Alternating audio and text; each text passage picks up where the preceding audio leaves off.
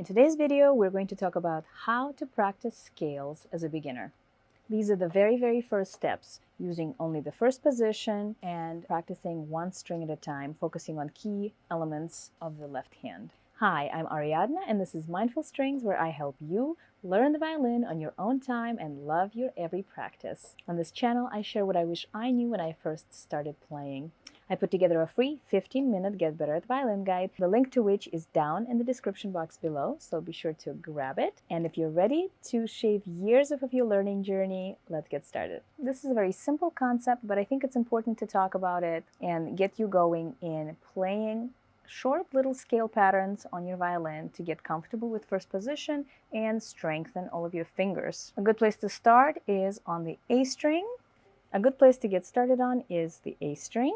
And if you are comfortable already with your bow hold and using the entirety of your whole bow, I invite you to do this starting at the frog and going all the way to the tip and back.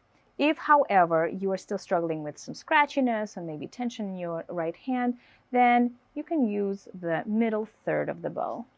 First, you want to set up your left hand in first position by matching the second knuckle of the index finger with the nut, which is the very bottom of the fingerboard, keeping your wrist straight, placing your elbow in accordance with the string you're playing on. So if I'm on the A string, I want my elbow to go this way so that my wrist is straight. I don't want to see anything like that. And the thumb is vertical, pointing up to the ceiling. You don't want to be squeezing the neck of the violin. So first, I can even just balance the violin neck on the spot here. I have a video on my channel talking about how to hold the violin correctly and how to place your hand in first position.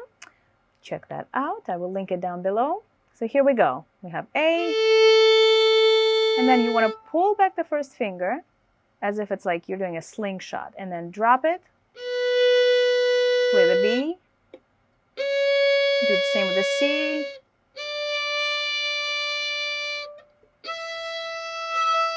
so when I get to the pinky, the finger that is pressing the string down the most is the fourth finger, but the other three fingers are still on the string. I'm keeping them there with light pressure because I'm going to be using them again, now going back down. So I'm going to let the pinky pop off the string as if the string is hot. So you quickly move the pinky all the way back and then relax it. Same thing with the third finger. Same thing with the second. What we're working towards here is finger independence and dexterity, as well as clear articulation. You want each finger to hit the note quickly and cleanly with a little bit of momentum, and then lift off with just as much momentum. Because when you do that, that actually opens up a clear path for the note that's coming right after it.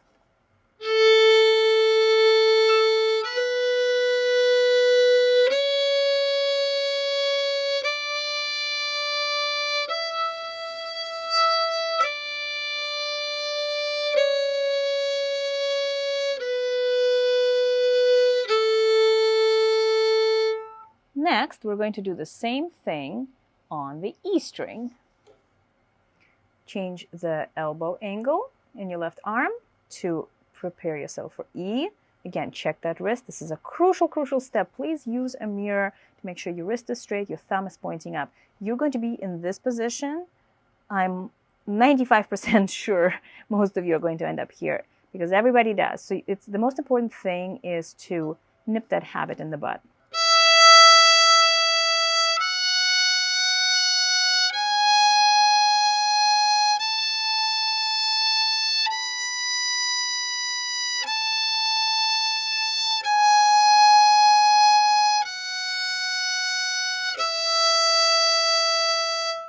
So I played 5-note scales on A and E, and now we're going to play a 1-octave A major scale. What that's going to mean is you will start on open A string and you will end on the third finger on the E string. So you're not going to play the pinky because a scale will start and end with the tonic. The other change that you have the option of making is on the way up, play the open E string, and on the way down, play the fourth finger E string. If you would like to work specifically on your fourth finger, you can certainly do fourth finger in both directions.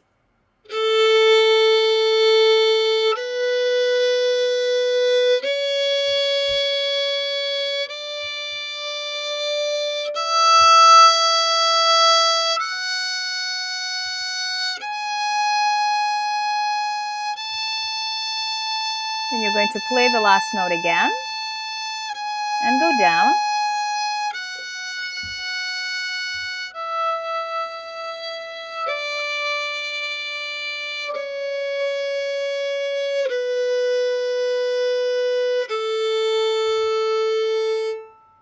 So there is your very first A major scale. If you shift everything one string down, you can play a D major scale.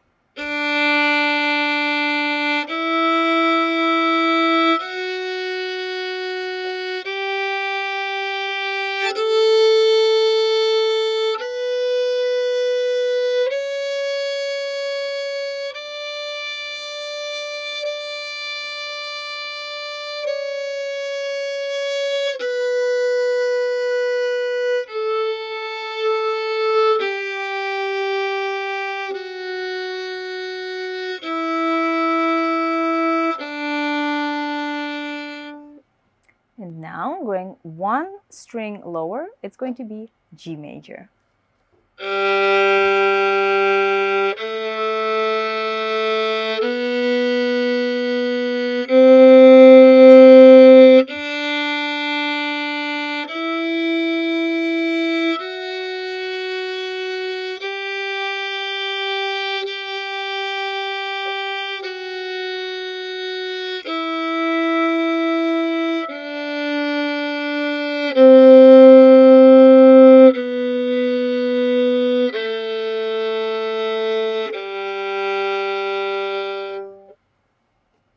There you have it.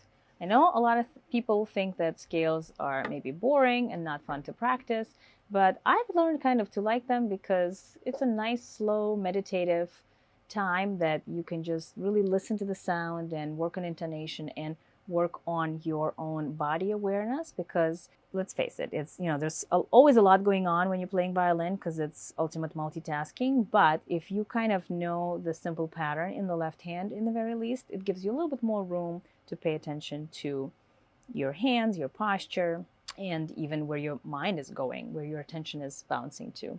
Let me know if you have any questions down in the comments below. Happy mindful practicing, and I'll see you in the next video.